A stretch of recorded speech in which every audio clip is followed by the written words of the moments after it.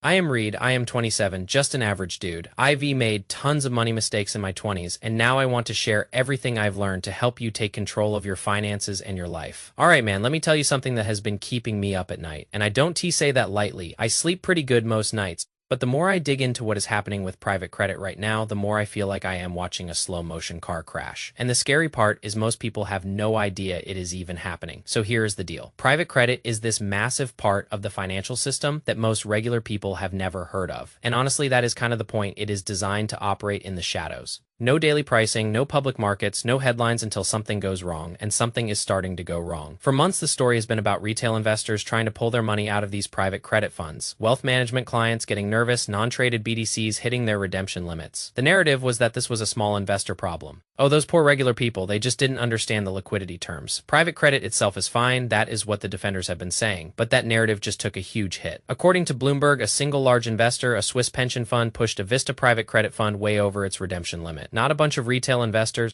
not mom and pop panicking, one single institution, a pension fund, and that changes everything. Now I want you to think about this for a second. A pension fund is supposed to be the most stable long-term capital there is. These are people who manage money for retirees. They have consultants and due diligence teams and risk management processes. They understand lockups and gates and liquidity limits better than anyone, so when a pension fund wants out, you need to pay attention. Everyone needs to pay attention. And here's the thing. This is not an isolated incident. We are seeing institutions pull back from private credit all over the place. And when institutions start running for the exit, that is when things get real, because if the people who actually understand this stuff are getting nervous, what does that say about the people who don't let me take you back to? When I used to work at a bank, I was not a big shot trader or anything. I was just a regular guy working in a branch helping people with their accounts, but I saw enough to understand how money moves. I saw how products were sold to people who did not fully understand what they were buying. Not because anyone was trying to be dishonest, but because the incentives were all wrong. The people selling these products got paid when they sold them, not when the products worked out. And I watched people put money into things that I knew deep down were riskier than they understood. That experience stuck with me. It is part of why I am so careful now with my own money, and it is why I get nervous when I see patterns that look familiar, and the pattern with private credit right now looks very familiar. So here is how private credit works in simple terms. You have these funds that lend money to companies that cannot get loans from traditional banks. The funds promise investors higher returns because they are taking on more risk. And for a while, everything is great, money flows in. Loans get made, everybody is happy, but there is a catch. The underlying loans do not trade every day. There is no public market for them. You cannot just sell them whenever you want, like you can with a stock or a bond. So when investors want their money back, the fund has to either use new money coming in to pay them or sell assets. And when everyone wants out at the same time, you have a problem. Think of it like this.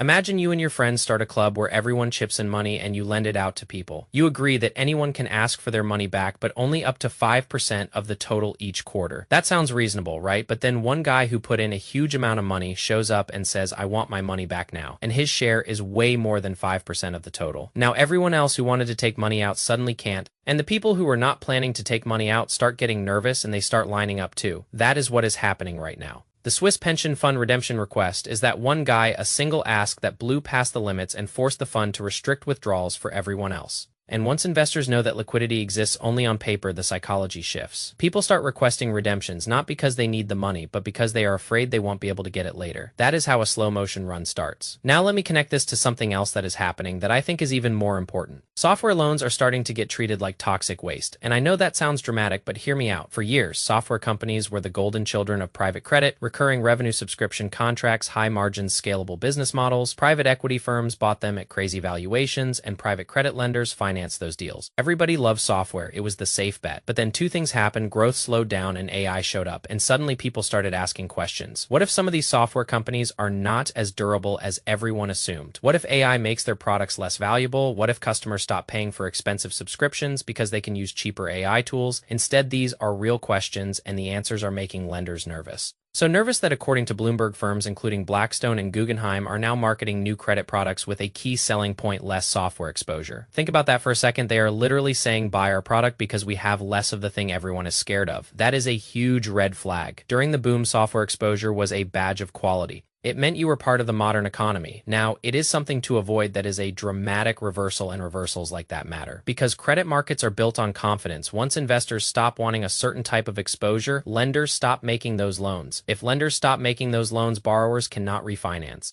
If borrowers cannot refinance, more loans become distressed. If more loans become distressed, investors get even more worried. That is the credit cycle. And this is where the subprime comparison comes in. I am not saying software loans are exactly the same as subprime mortgages. The structures are different. The borrowers are different. The financial system is different, but the psychology is the same. Subprime started as a yield opportunity. Then it became questioned, then avoided, then toxic waste. Software loans seem to be running down that exact same path. Now, I know some of you might be thinking, okay, Reed, but what does this have to do with me? I am not invested in private credit. I do not have millions of dollars in some fancy fund. And that is fair, but here's why you should care anyway. When private credit starts to crack, it does not stay contained. It spills over into the rest of the economy. Banks reduce lending, insurance companies pull back, pension funds trim allocations, regulators start asking questions, and all of that together makes credit harder to get for everyone. Not just for big companies, but for small businesses and regular people too. If you have ever tried to get a loan for a small business or a car or anything else, you know how much it matters whether credit is available. When credit tightens, the economy slows down, and when the economy slows down, jobs get affected. And when jobs get affected, everyone feels it. I am not trying to scare you. I am just trying to help you understand what is happening so you can prepare. Because the best time to prepare for trouble is before it arrives, not after. So what should you do well here is my advice as a regular guy who has made plenty of mistakes and learned from them. First, do not panic. Panic is the enemy of good decision making. If you have money invested in things you understand and you have a long time horizon, you will probably be fine. Markets go through cycles, that is normal. Second, make sure you have an emergency fund. I cannot stress this enough. If you have at least 3 to 6 months of expenses in cash, you can weather a lot of storms.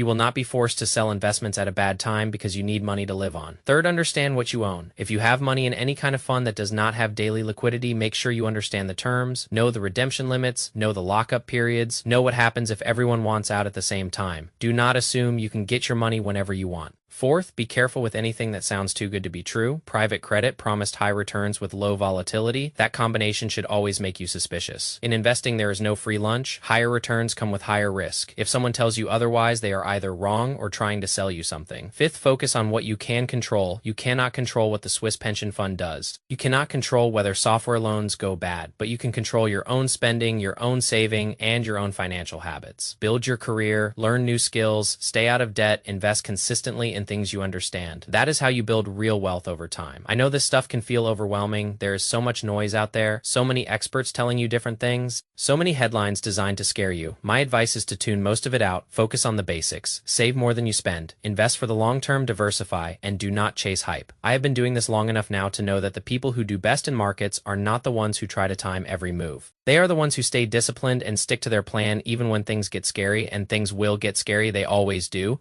But if you have a plan and you stick to it, you will be fine. So here's what I am doing with my own money right now. I am staying invested in the things I understand. I am keeping a healthy cash reserve. I am not chasing any private credit funds or complicated products. I am focusing on my career and my side hustles, and I am reading everything I can so I stay informed. I think the private credit situation is going to get worse before it gets better, but I am not losing sleep over it because I have positioned myself to handle it, and you can do the same. All right, man, that is my take. I hope this was helpful. If you have questions, drop them in the comments, and I will try to get to as many as I can. Remember, building wealth is a marathon, not a sprint. Take your time, be patient, and do not chase the hype. Peace.